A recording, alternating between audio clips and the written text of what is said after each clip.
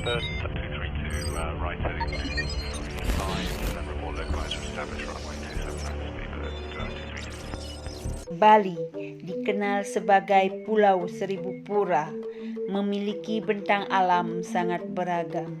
Sebagai destinasi pariwisata dunia, Bali dikenal memiliki pantai yang indah serta lahan pertanian seperti lahan persawahan, perkebunan, dan hortikultura yang menjadi andalan untuk mendukung pengembangan pariwisata. Di balik gemerlap pariwisata, Bali juga memiliki lahan marginal, yaitu lahan kering yang tidak bisa dipungkiri sebagai kantong-kantong kemiskinan masyarakat Bali. Luas lahan kering di Bali yaitu 246.311 hektar, tersebar di Kabupaten Buleleng, Karangasem, Klungkung, Jembrana, dan Bangli. Kabupaten Buleleng sendiri memiliki luas lahan kering terluas, yaitu sebesar 27,71% dari luas lahan kering di Bali, atau seluas 68.251 hektar. Lahan ini merupakan potensi besar pengembangan pertanian dan peternakan, seperti pengembangan ternak sapi. Halo sahabat tani, berjumpa lagi dengan saya Nilo Gede Budiari, peneliti dari BPTP Bali.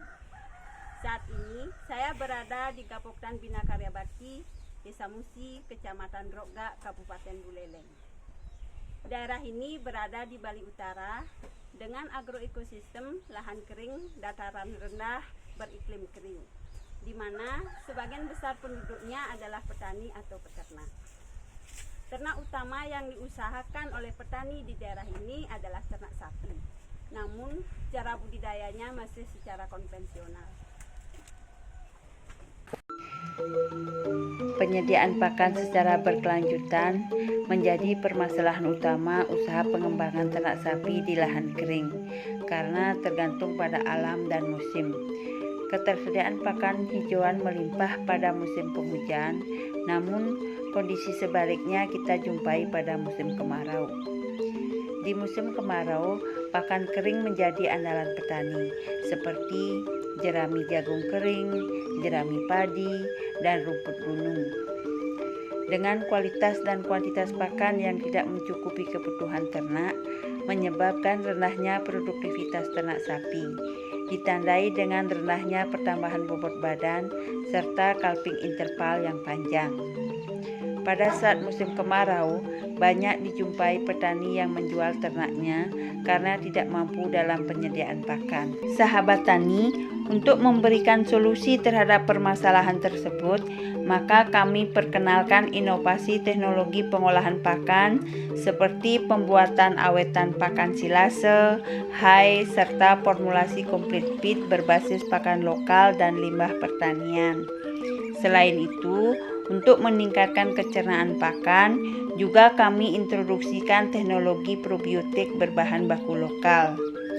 Selanjutnya, untuk mengetahui keunggulan inovasi teknologi pakan yang kami introduksikan bersama petani, pakan kami uji pada ternak petani.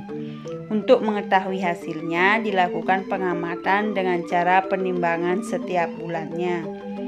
Hasil yang diperoleh menunjukkan formulasi pakan yang diberikan memberikan pertambahan berat badan rata-rata 0,60 kg per ekor per hari pada sapi penggemukan dan 0,55 kg per ekor per hari pada sapi pembesaran. Selain itu, untuk meningkatkan daya dukung pakan di lokasi kegiatan, kami juga memperkenalkan hijauan pakan ternak unggul seperti indigo pera, rumput pakcong, rumput gajah odot, rumput sansibar, dan biograss.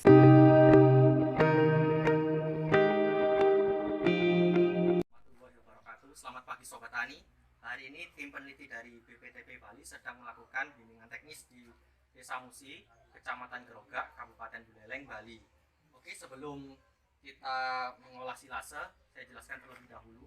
Silase adalah proses pengawetan bahan pakan, bisa dilakukan dengan limbah pertanian seperti tepung jagung, kemudian jerami padi, rumput lapang atau rumput gajah. Kemudian untuk proses pengolahan silase sendiri dilakukan secara anaerob atau tanpa adanya oksigen. Saya jelaskan terlebih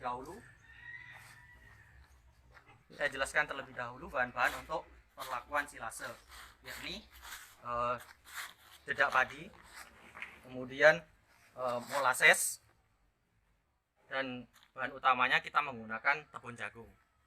Oke. Di sini sudah ada kurang lebih 50 kg tepung jagung dan ada kurang lebih 6% dedak padi dari bobot total tepung jagung. Kemudian ditambahkan molases kurang lebih 3% dari bahan pakan.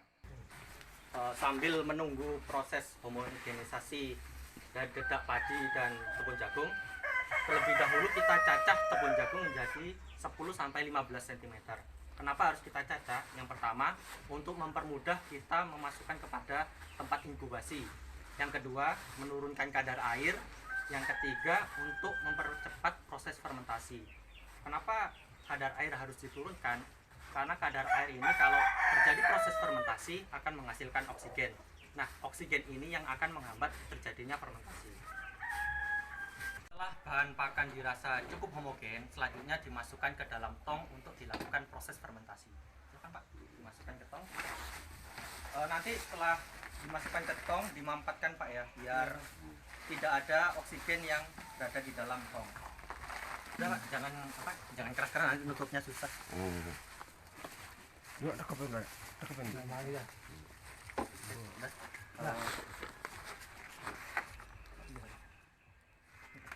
Setelah dirasa cukup memenuhi tempat fermentasi, selanjutnya kita tutup secara rapat dan dilakukan inkubasi selama 3 minggu. Dalam 3 minggu itu tidak boleh dibuka sama sekali Pak ya, harus benar-benar kita tutup.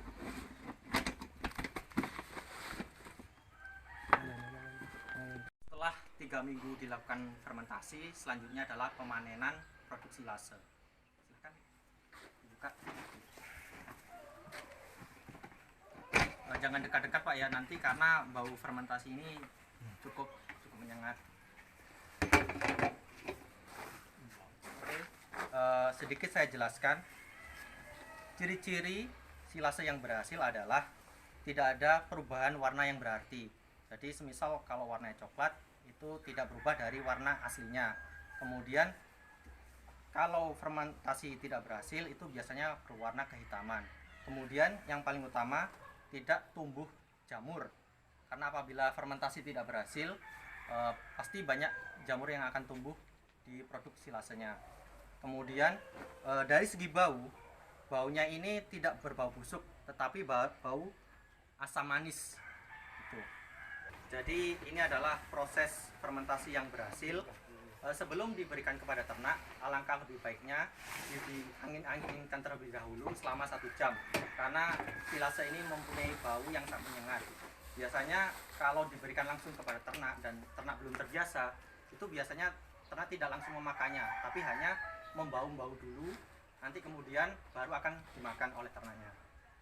Cukup sekian bimbingan teknis pembuatan silase hari ini. Sampai jumpa di episode selanjutnya.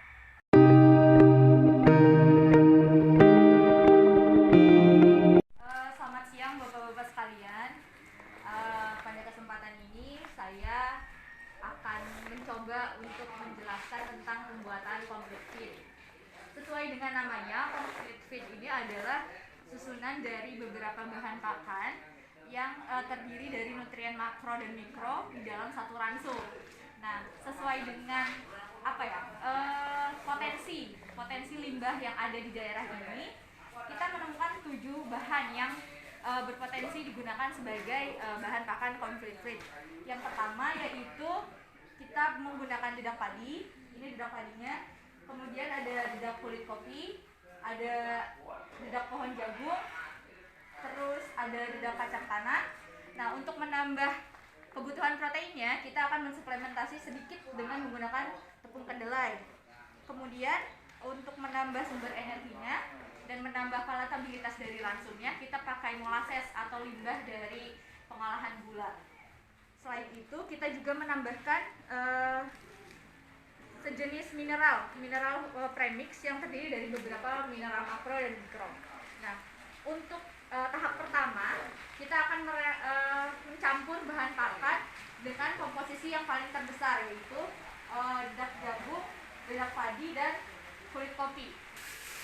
Nah, yang kita campur pertama itu, yang pertama adalah sumber-sumber energi dulu ya Bapak-Bapak. Jadi kalau mencampuran itu sumber protein dengan sumber protein, baru sumber energi dengan sumber energi. Dimulai dari yang paling besar komposisinya. Saya sampaikan dulu tujuan dari pembuatan complete feed. Yang pertama ini adalah menjaga ketersediaan pakannya. Karena ini pakan kering, jadi bisa disimpan sampai misalnya lebih tahan lama ketimbang hijauan. Kemudian yang kedua, kita membuat pakannya dalam bentuk konsentrat sebagai pengganti penggunaan selak. Karena selama ini kan selak katanya cukup mahal ya.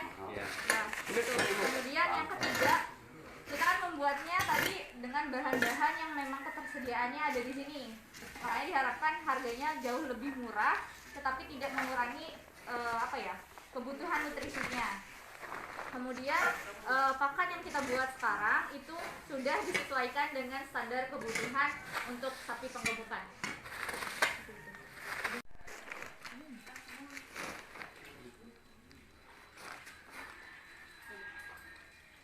Kalau sudah termixing dengan baik atau tercampur dengan baik, ini nanti bisa dikemas aja Bapak-bapak. Nanti bisa langsung dibagikan. Kemudian sebelum menutup kegiatan BIMTEK hari ini, saya ingin mengucapkan terima kasih banyak atas peluangan waktu yang sudah disediakan. Kemudian harapannya teknologi ini bisa tidak berhenti sampai di sini, tapi juga bisa dikembangkan di daerah Grokat ini.